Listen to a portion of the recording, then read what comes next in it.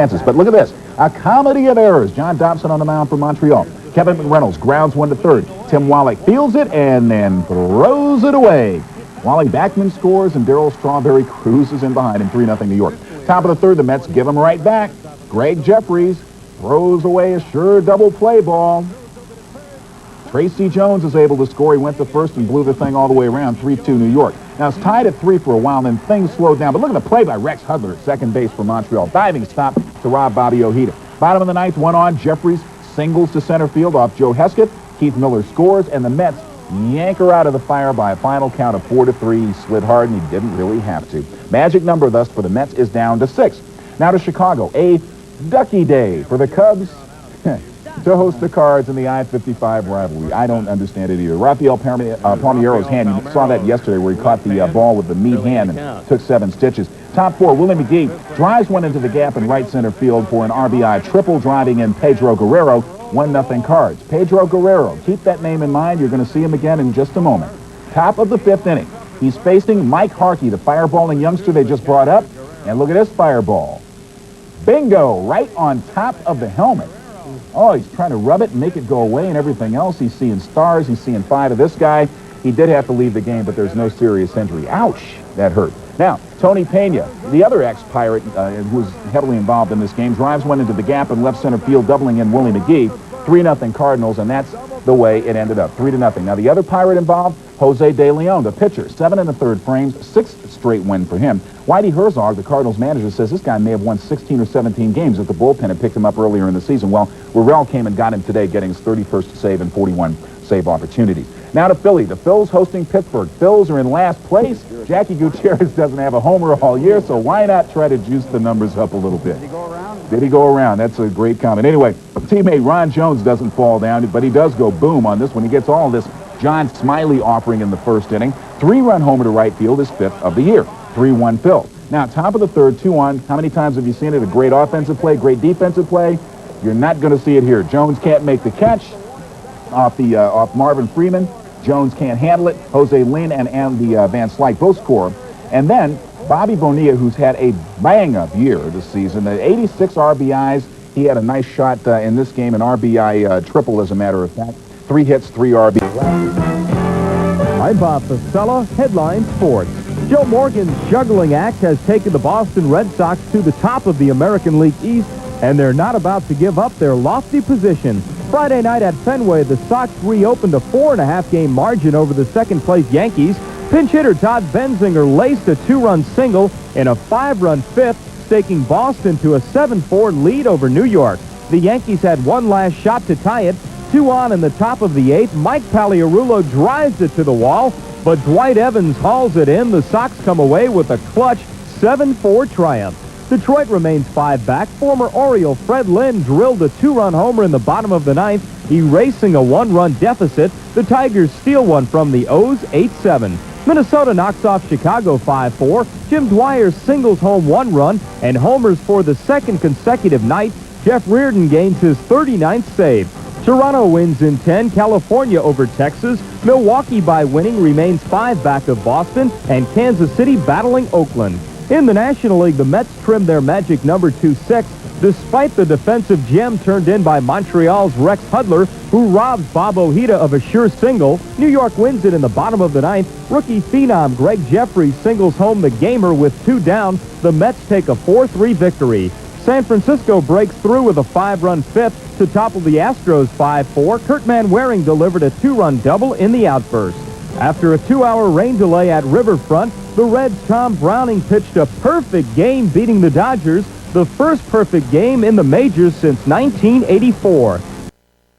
It was perfect. Tom Browning retiring 27 men tonight, the only 27 he faced, getting him in order in the 9th inning in Cincinnati, the final 1-0.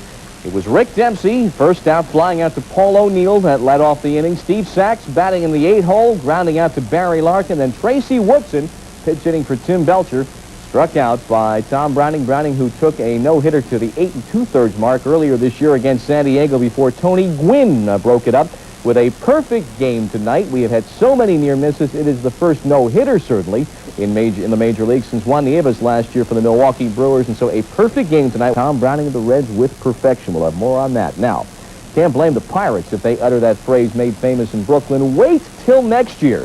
This team has improved each season recently, and they're not just playing out the string. They're getting ready for '89, and tonight in Philadelphia, they continue to see, make a little bit of noise. Philly leading here, but Bobby Bonilla tripling to right field off Starvin Marvin Freeman. Jose Lean will score. Andy Van Slyke's coming in. The Pirates up 4-3. Phil's come back here. Pinch hitter Tommy Barrett takes John Smiley to left center field. That scores Lance Parrish.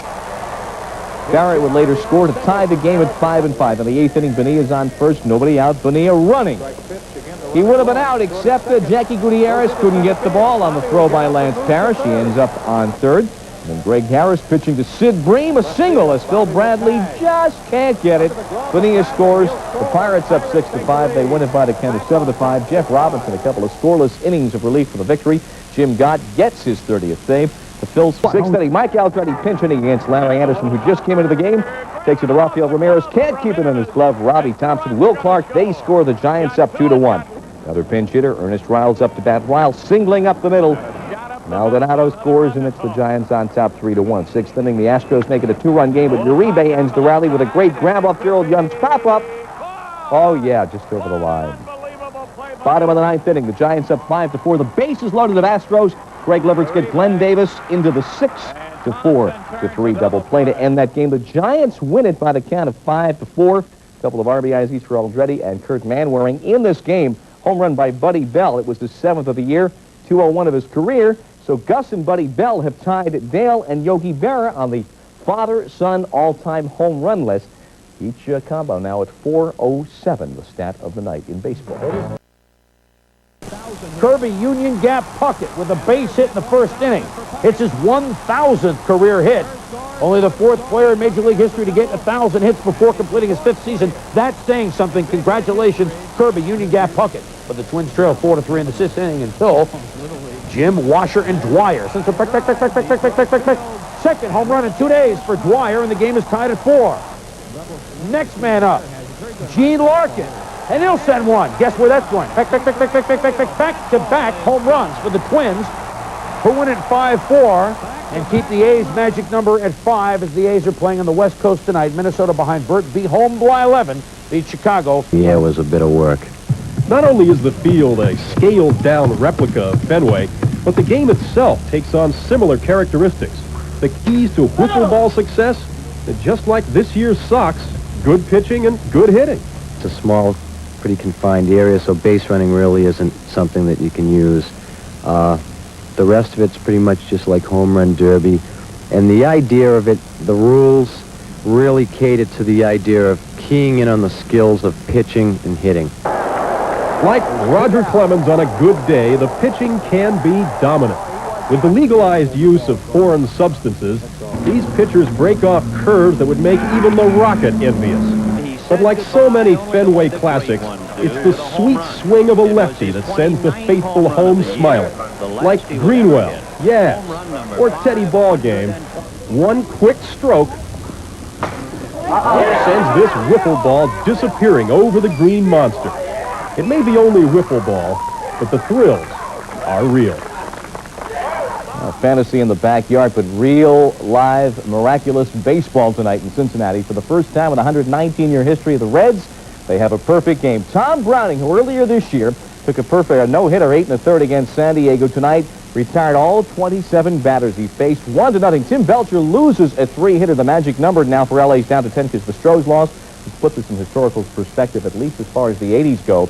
In the 1980s, Tom Browning's no-hitter joining Mike Witt, David Palmer's 5-inning no-hitter, and Len Barker. It is only the 14th perfect game in the history of Major League Baseball, and Tom Browning's 7 strikeouts on the evening, and 119 years, the first time the Reds, the oldest franchise, have ever had a perfect game. Browning had it tonight. Took a long time into September to get a no-hitter, and we got a double dose. It's better than a no-hitter, a perfect game. For 8 1/3 innings back on June 6th against the Padres before losing that.